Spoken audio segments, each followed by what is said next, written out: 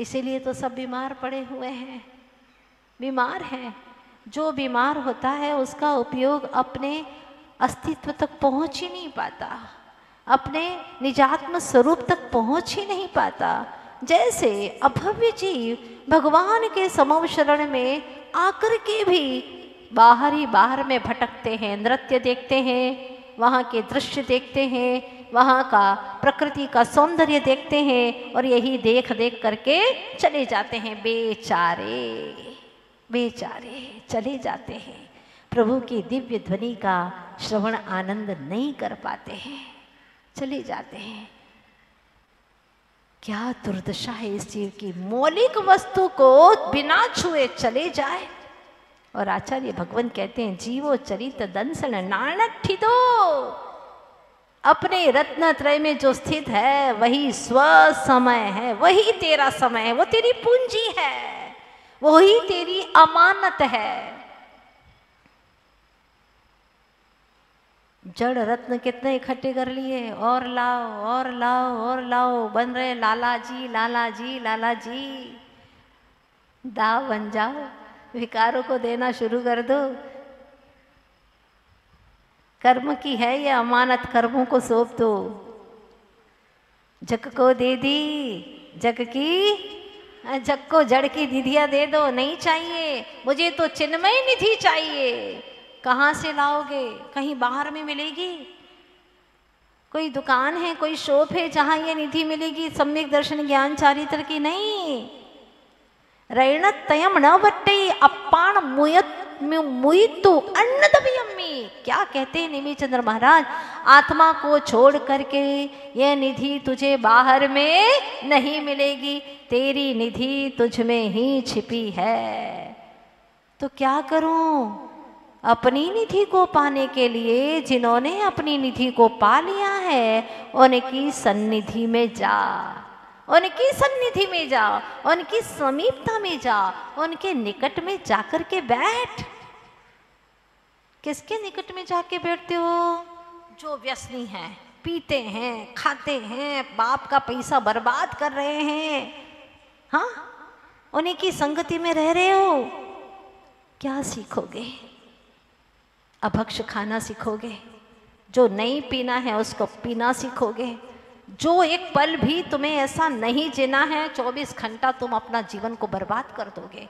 इसलिए सबसे पहली व्यवहारिक जीवन की अनिवार्य शर्त है कि तुम संगति बदलो, कुछ संगति को छोड़ो और सत्संग में आओ। सबसे पहली अनिवार्य शर्त है, क्योंकि जहाँ पर यह चित्त ठहरेगा वहाँ पर निश्चित रूप से वैसे ही उसके भावों का परिणमन होगा। अच्छे सत्संग में जाओगे तो तुम्हारे परिणामों में निश्चित बदलाव आएगी। सपोज अभी आप सभी लोग किसी विवाह स्थान पर बैठे हैं, अगर किसी विवाह स्थान पर बैठे होते तो क्या ऐसे परिणाम होते आपके? बताओ। नहीं, वहाँ विषय भोग, पंचेंद्रिय का जो विषय है, मन के विषय, उसी में आपका मन प्रभावित होता। युद्ध स्थल पे जाने पर क्या ऐसे परिणाम हो सकते हैं? नहीं, वहाँ शत्रु का, बाहरी शत्रु का विनाश करने का भाव आता है। किंतु जब धर्म सभा में बैठते हैं तो भीतर के जो विकार रूपी शत्रु है उसका विनाश करने का भाव आता है। प्रभु, ये विकार जिसको मैंने पाल रखा है भवो भवों से, उसको मैं कैसे बाहर करूं, यही मात्र भाव आता है। कहते हैं ना, लखने आया छवि आपकी, मुझे अनंत गुण धाम मिला। लखने आया प्रभु छवि आपकी, मुझे अनंत गुण धाम दिखा। जब देखा है प्रभु आपको, मुझको मेरा भगवान दिखा, मुझको मेरा भगवान दिखा। प्रभु को देखा, निज का भगवान दिखा। दुनिया को देखने से कभी भगवान नहीं दिखा। इसीलिए चेतनात्मन, तो उसी की बंदगी कर जहाँ तेरी भगवत्ता प्रकट हो सके। तू बंदगी उसी की कर जो दुखों से तार दे, ये जिंदगी सवार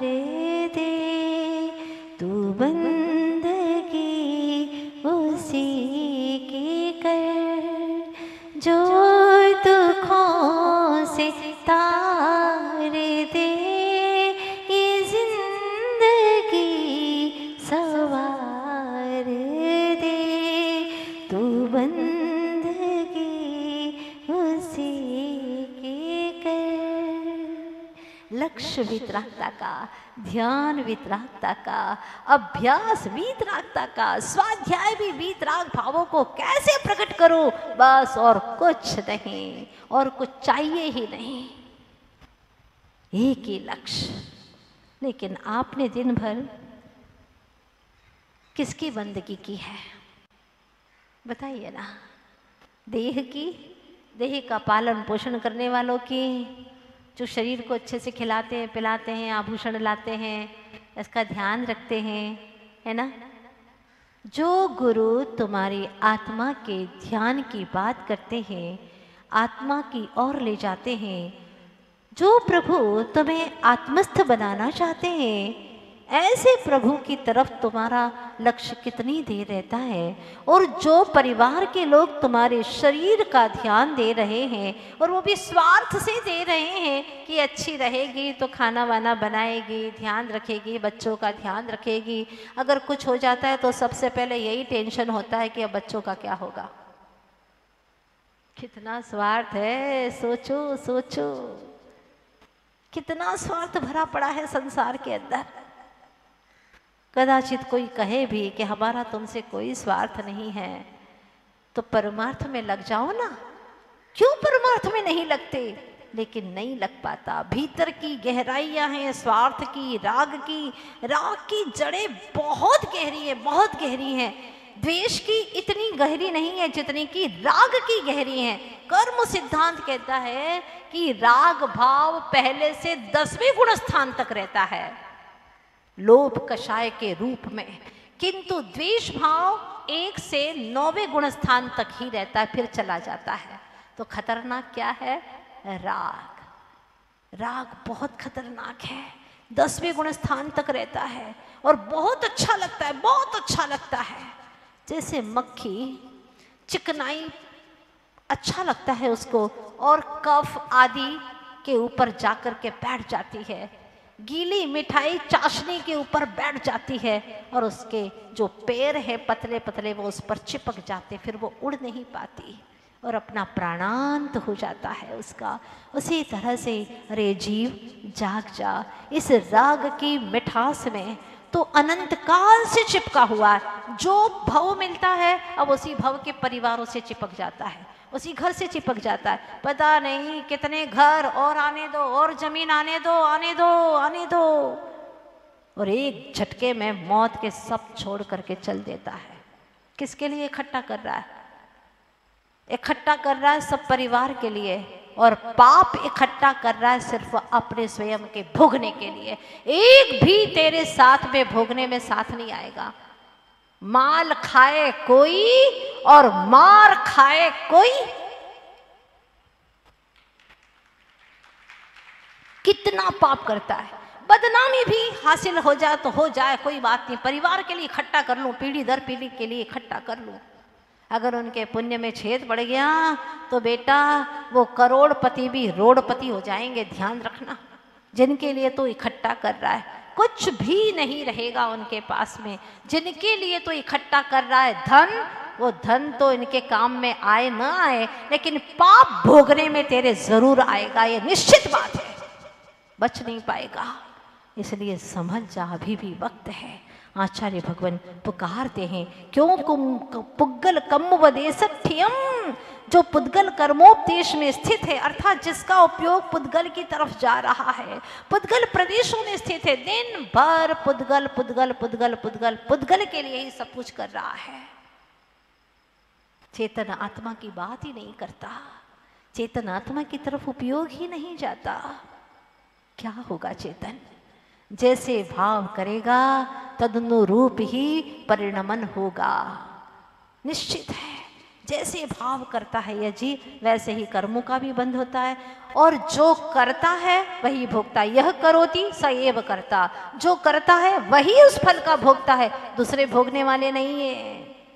एक बार आचार्य जी ने कहा था कि पिता है अपने पूरे परिवार की चिंता करता है, छोटे बेटे की, बड़े बेटे की भी, पत्नी की भी, सबकी दिन रात चिंता करता है, और चिंता करके अपने आप को बहुत बड़ा शूरवीर समझता है, बहुत महान समझता है कि देखो मैं पिता हूँ, पिता का दायित्व अदा करता हूँ, तुम लोगों की दिन रात चिंता करता हूँ, दिन रात खाया के नहीं, पिया के नहीं, पूछता रहता है दिन भर।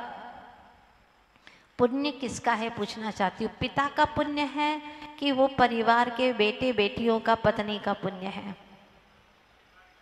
हाँ, परिवार का पुण्य है कि ऐसा पूछने वाला कोई मिल गया हमको, हाँ, दिन रात। जैसे कि नौकर पूछता है, सेठ जी पानी ले आऊं? हाँ, दिन भर उसका पूरा ध्यान रखता है। ऐसे पिता भी दिन भर उनका ध्यान रखता है, तो उन सब का तो तीव्र पुण्य का ही उदय है। और पिता बेचारा नौकर जैसा काम करता रहता है, उनके लिए करता रहता है, इकट्ठा करता रहता है। काश अपनी चिंता करता तो भगवान बन जाता। दूसरों की चिंता कहलाती है और स्वयं का चिंतन कहलाता है। अगर स्वयं का चिंतन करता तो बार बार पिता न बनना पड़ता, बार बार ये संसार के रूप धारण न करने पड़ते, भगवान बन जाता। लेकिन अपनी तरफ दृष्टिपात नहीं करता। सोच लेना अभी तक क्या किया, क्या कर रहा है, अभी भी नहीं संभल पाएगा। फिर अनंत काल, फिर जो एक बार चला गया ये त्रस पर्याय को छोड़ करके, साधिक 2000 सागर की जो अवस्था मिलती है, इतनी मियाद मिलती है, पूरी होने वाली है, यहाँ से जो जाएगा फिर अनंत काल निगोद की और संसार की यात्रा करता रहेगा, भटकता रहेगा। क्या होगा फिर?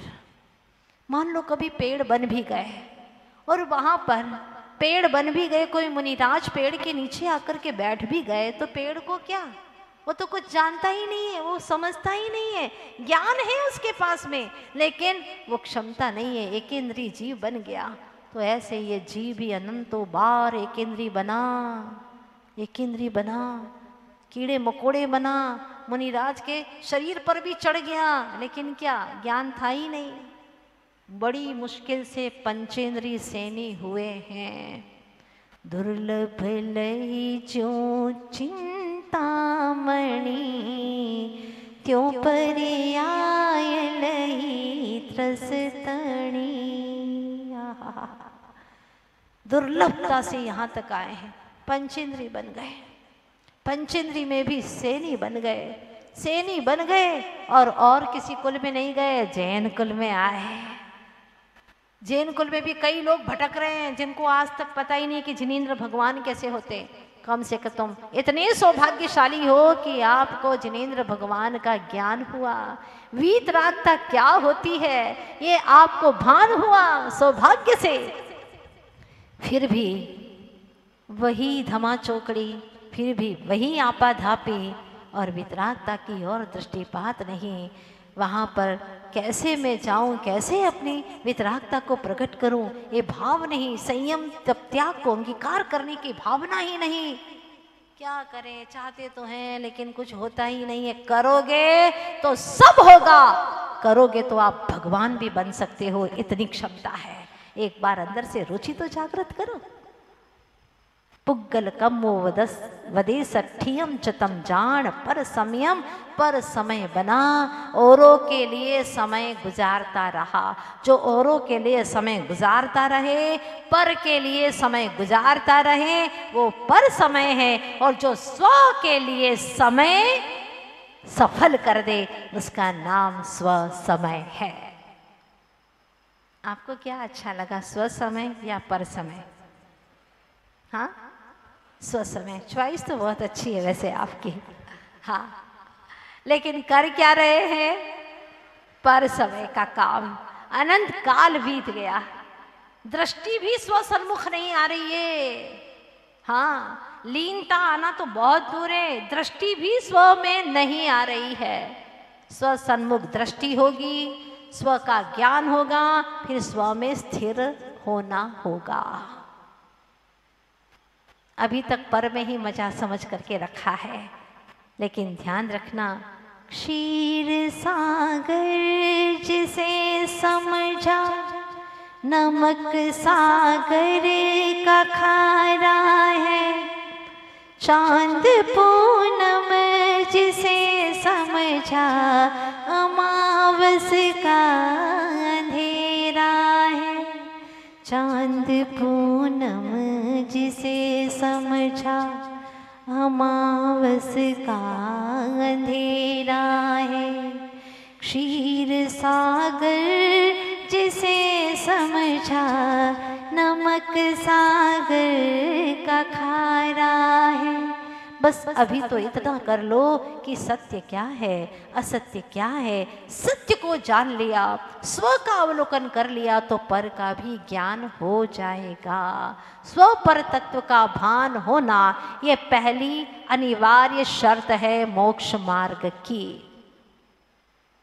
आप कहोगे माता जी हम तो अहमदाबाद के लोग हैं, हम बहुत अच्छे से समझते हैं।